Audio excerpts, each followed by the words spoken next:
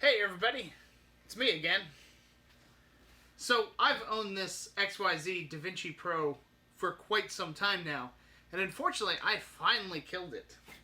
So I've done quite a bit of work repairing parts, replaced the thermostat, the temperature sensor, the plug on the circuit board for their proprietary equipment, and unfortunately, due to an accidental plug-in, I kind of bricked it. So to remove clogs on this printer, you have to remove this unit to clean it out every once in a while on the extruder, because filament just gets jammed up in the bottom of there. So what had happened was I had disconnected it, and it's kind of a weird spot when you connect it. So it's supposed to go on like that. But what had happened, since my clip is busted, it had gone on one pin set above. So now, whenever I turn it on, it does that. So, needless to say, I'm a little unhappy with myself. I called up the company and I could get a replacement board for the extruder, which I don't think is actually the problem. But parts for them, I could get a better printer at this rate. So I'm going to try one other thing to try to revive it. So I ordered online this kit here. It's a RAMPS kit. So it's supposed to take the place of the proprietary stuff and kind of make it a little bit more open source. So it's just a matter of converting the units on the back to the new stuff. So in my search to figure out a resolution, I came across this kit online. This is one of the versions of the RAMPS kit. And essentially all it does is removes that whole unit and replaces it with this mostly open source components. Now, I know how to do a few things on Arduino, but this is probably the most advanced thing that I've done on it. So it's going to take me some time to figure this out. I know I just have to reconfigure the motors to run off of it. They've pretty much got that all self-explanatory. I'm going to have to redo the sensors on the unit because this unit has an optical sensor while the kit has push button sensors. So there's a little bit of play. I've seen people use these kits on other machines similar to this, but just not the Pro version. So I think that's going to be the biggest challenge that I have. So I'm just about ready to remove this old existing board. I went ahead, since on the circuit board there is names of all the wires, I went ahead and just labeled them myself. That way once I pull everything off, I know where everything goes without having to search around. Now I've got the board out, I guess it's time for me to work with the Arduino. Now it's the Mega. This is the RAMPS 1.6 kit by BigTechTree. They give you the Mega and the controller board here. So I am just going to mate that together. I'll push that down once I set the camera down. But I need to download all the firmware onto this. I've already got Arduino on my laptop, so I'll go run and do that real quick. So for the past couple weeks, I've been kind of kicking around with RAMPS here, the RAMPS 1.6 board that I got. And I've been having an issue loading the Marlin onto the Arduino. And I couldn't figure it out for ages, and it just turns out it's an issue with Windows, and all I had to do was load it with Linux, and now it's fine. And now when I get onto prompt interface, it actually gives me board information. So that's good. Finally, one step further. Check it out.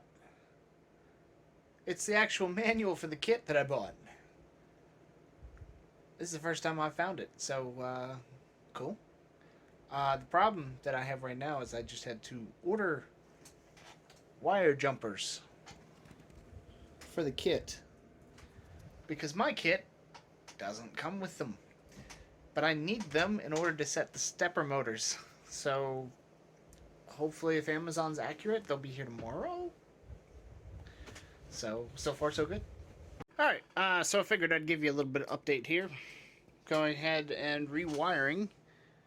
I've got my Arduino in place. Still got to figure out where I want to put the screen. This is the wiring harness for the extruder. I'm just going to, for the time being, hardwire the wires that I need in. And, yeah. Hopefully tomorrow I get the jumpers that I need to finish, and maybe I'll have a printer again. Even more progress today. So as you can see, I have my jumper pins in. Actually didn't need to put it for that second extruder there, but it's in regardless. I had one issue because I accidentally mixed up the wiring configuration on the X motor, which I ended up just having to find out what these original ones mapped to, because like I never really needed to put a new plug on this one, but I didn't think it would fit, and I just kind of jammed these on and they work. So that's good and a start.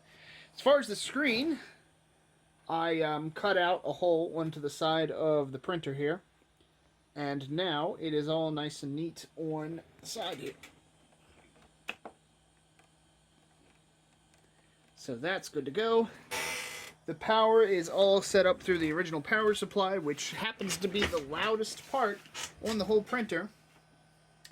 And now, with Pronterface set up, if I go and do the Y-axis, actually let me do, oh, I gotta connect it. I might have to restart this.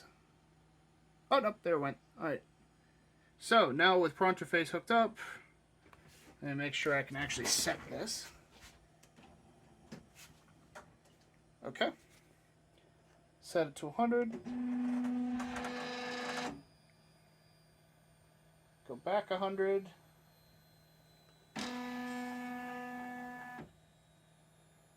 And then left. Right. So far, so good.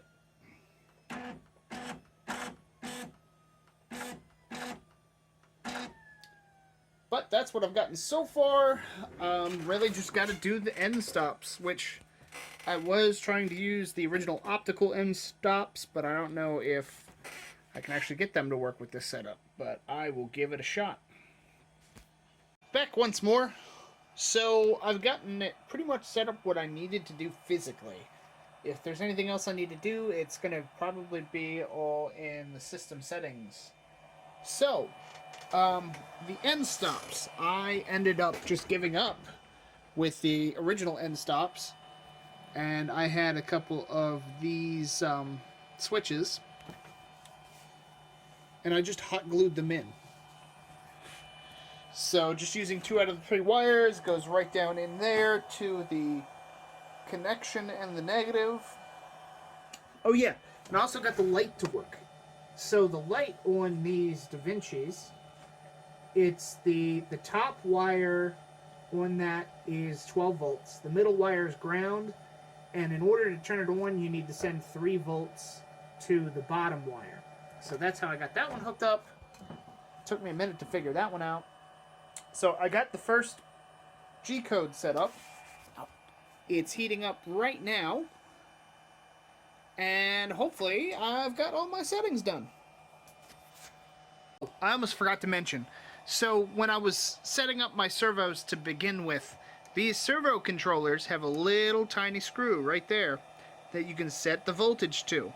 So I had the voltage set about twice as high as it should have been. That's why it kind of sounded a little weird.